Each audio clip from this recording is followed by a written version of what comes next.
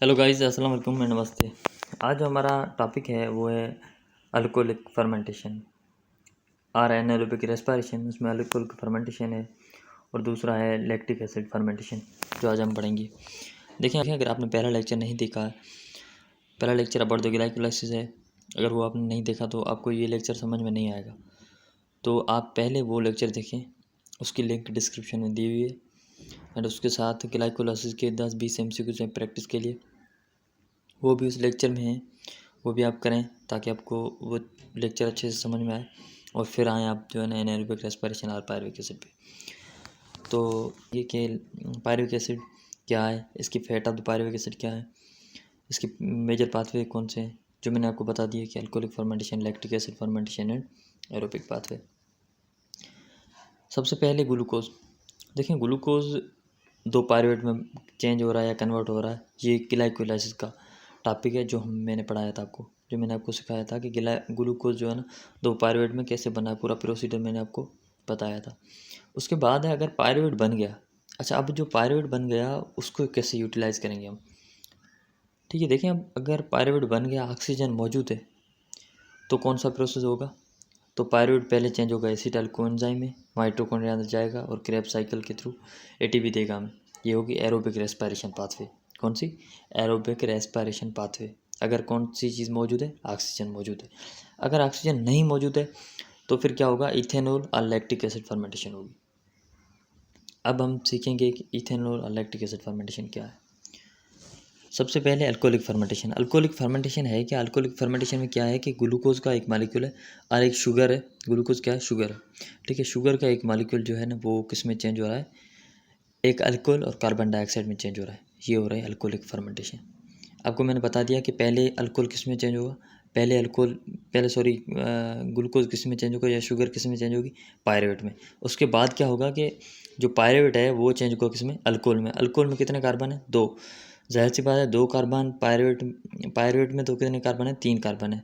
तो 3 कार्बन से 2 कार्बन वाला कंपाउंड बना, तो एक कार्बन क्या होगा? रिलीज होगा किस फॉर्म में? कार्बन डाइऑक्साइड की फॉर्म में।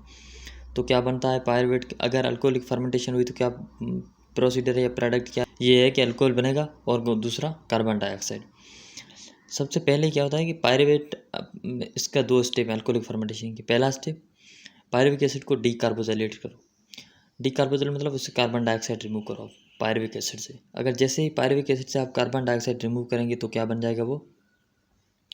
वो बन जाएगा, एक तो एसिटल्डिहाइड बन जाएगा और दूसरा कार्बन डाइऑक्साइड बन जाएगी। अब जो एसिटल्डिहाइड बना है उसको आप रिड्यूस करो with the help of NADH।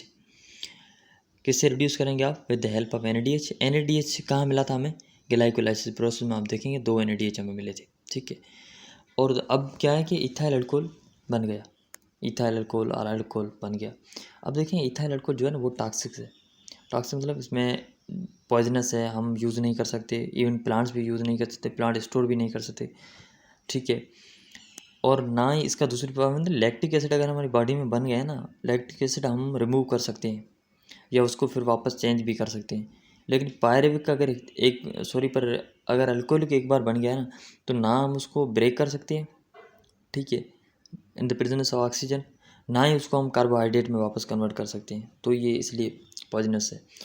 ये प्लांट्स में होता है, प्रिमिटिव ऑर्गेनिज्म है, यीस्ट है, तो इनमें जो है ना होता है। ठीक है, प्रोसीजर। अब है अल्कोहलिक फर्मेंटेशन। ये अपने देखें ग्लूकोज से क्या बनना है? ग्लाइकोलाइसिस। 2 ATP हमें मिल रहे हैं पूरे प्रोसेस में। आपको मैंने बताया था 4 ATP मिलते हैं, लेकिन 2 इन्वेस्ट हम करते हैं तो नेट ATP हमें कितने मिलते हैं? 2। अब पायरुवेट से क्या बना है? एसिटल्डिहाइड। देखें 2 कार्बन डाइऑक्साइड रिलीज हो रही है, 2 एसिटल्डिहाइड बनना है। 2 एसिटल्डिहाइड को इथेनॉल में चेंज करने के लिए हमें क्या चाहिए? 2 NADH। ठीक है, तो ये क्या बन गया? इथेनॉल। अब है lactic acid fermentation.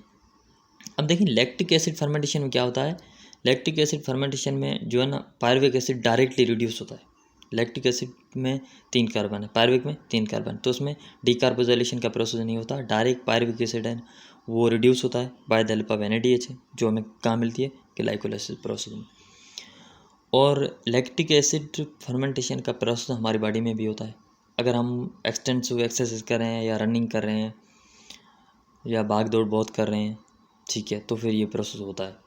Lactic acid हमारे, क्योंकि उस टाइम इतनी ऑक्सीजन हमारे बॉडी को नहीं मिलती जितनी नीड होती है या जितनी रिक्वायर्ड होती है, क्योंकि हम भागते हैं तो हमें बहुत एनर्जी की नीड होती है। बहुत एनर्जी की नीड होने के लिए माइटोकॉन्ड्रिया क्या चाहिए, ऑक्सीजन चाहिए। इतनी तो ऑक्सीजन बाहर से मिलती नहीं है, क्योंकि एक तो बंदा भाग रहा है, इतनी तो सांसें भी नहीं लेता, ठीक है। तो इसलिए ऑक्सीजन अंदर कम्प्लीटली नहीं जाती, ठीक है। उस वजह से हमारी बॉडी में क्या प्रोसेस होता है, लैक्टिक एसिड फर्मेंटेशन। और अब आ रहे हैं लैक्टिक एसिड काज मसल फटी। हमें होता है ना कि हम थोड़ा भागते हैं, फिर हमारे मसल फटी होती है, टांगें दर्द करती हैं। तो ये क्या होता है कि ये जो है ना, ये क्या हो रहा है कि लैक्टिक एसिड की वजह से मसल फटीज हो रहा है।